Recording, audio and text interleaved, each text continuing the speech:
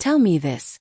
Have you ever been in a relationship where everyone around you acts like you're the crazy one, even when you know deep down something's not right? Hi, I'm Daphne. I'm 24, and apparently, in everyone else's version of this story, I'm the villain. Why? Because I dared to question my boyfriend, Eric. Because I dared to notice patterns and trust my gut. But here's the truth. I've always been more mature than most girls my age. While others wasted time chasing frat boys who couldn't even boil pasta, I gravitated toward men with real jobs, life goals, and stability. That's exactly what drew me to Eric. He was 34 when we met. Confident, established, charismatic. I was doing part-time work at a corporate event, just a side gig for extra cash, when I first saw him. He walked in, suited up, calm and composed like he owned the room. While others shrank back, I walked right up and started a conversation. I'm direct like that. No games, no hesitation. Oddly enough, he seemed nervous around me. He kept bringing up our age difference like it was a deal breaker. You're so young, he'd say, chuckling awkwardly. But I brushed it off, laughing. I told him straight out that I actually preferred older men. Guys my age were still boys playing at being adults. Eric seemed relieved after that. He had his own condo, matching furniture, a solid job. He made me feel like a grown woman, not just some kid. My friends were jealous. Finally, I'd found a man who treated me with the respect I deserved. Or so I thought. Still, the age gap kept coming up. His insecurity about it wasn't cute after a while. He'd downplay our relationship in front of his colleagues and friends, acting almost embarrassed. I started catching on to subtle signs. When we were out, he'd keep glancing around as if calculating whether people would judge him for being with someone younger. Then came the stories about his exes. One day, in passing, he casually mentioned that his ex-wife had been 19 when they met. He was 26 at the time. He'd also dated others who were considerably younger than him. It didn't take a genius to notice a pattern. And here's the kicker. I've always looked younger than I actually am. I've been mistaken for a teenager more times than I can count, which used to annoy me, until I realized some men see it as a plus. And sometimes I'd catch Eric watching me with this strange, unreadable look, especially when I wasn't wearing makeup or when my hair was done in soft, casual styles. That look stuck in my mind. I started paying more attention. I wasn't snooping, I was being observant. Watching him glance at his phone during TV shows, noting whose names popped up on his notifications. That's just called being smart about your relationship, right? Protecting yourself. Then it escalated. We went out with his coworkers one night, and there was this girl. Couldn't have been older than 22. Babyface. Sweet, innocent vibe. I saw the way Eric kept glancing at her. His gaze lingered. He smiled differently. When I confronted him later, he laughed it off, said I was imagining things. I was just being polite, he claimed. But I knew what I saw. I know the difference between polite and attracted. From that night on, I kept watching. Casual glances at his open laptop. Scrolling through his Instagram.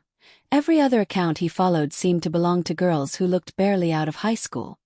They're just friends of friends, he'd say. Former co-workers. But the pattern wasn't subtle. And the more I thought about it, the more his ex-wife's age gnawed at me. 19. Really? How does a grown man with a mortgage and a 9-to-5 fall in love with someone who's barely old enough to drink legally? I started keeping mental notes. Quietly connecting dots. If there's a pattern, there's a reason. Soon I began checking his phone when he was asleep or in the shower. Texts, call logs, photos.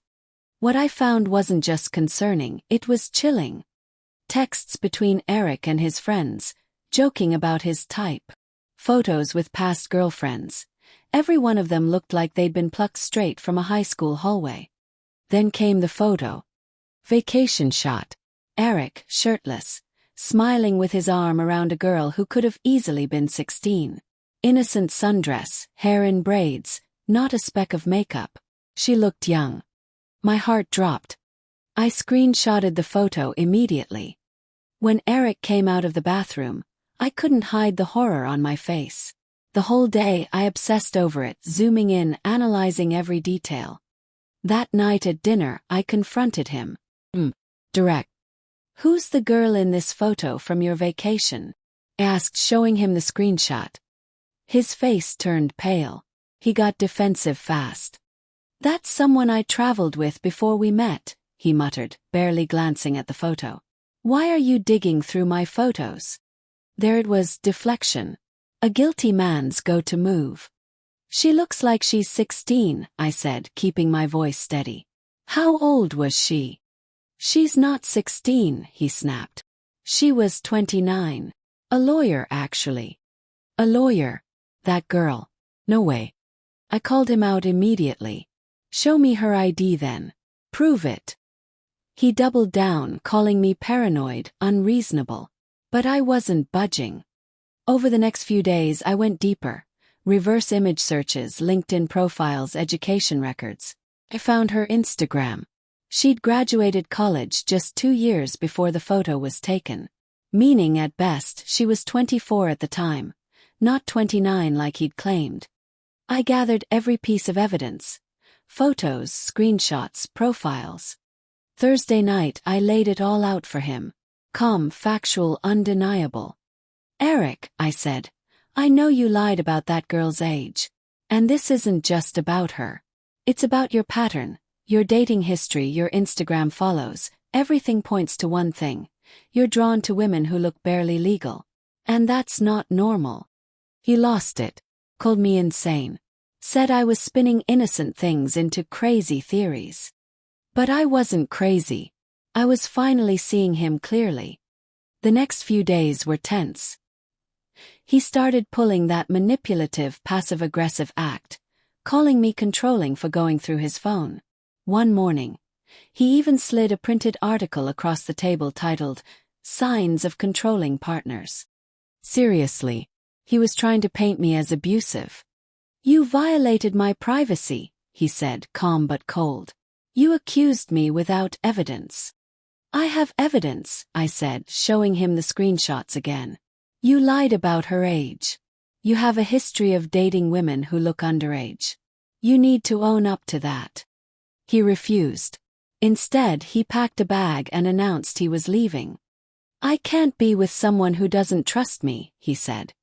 Translation: he couldn't handle being caught. After he left, I told my friends everything. Showed them the photos, the texts, the patterns. Every single one of them was disturbed. "That girl looks like she's in high school," my best friend Clara said. "You weren't paranoid. You were right." Meanwhile, Eric was out there spinning his own story, telling mutual friends I was a crazy, controlling ex. But I didn't stay quiet. I told the truth. When people asked, I was honest about what I'd discovered, and how he'd tried to gaslight me into silence. And now, I'm sharing this here too. Not for revenge, but because women need to trust their instincts. If something feels off, it usually is.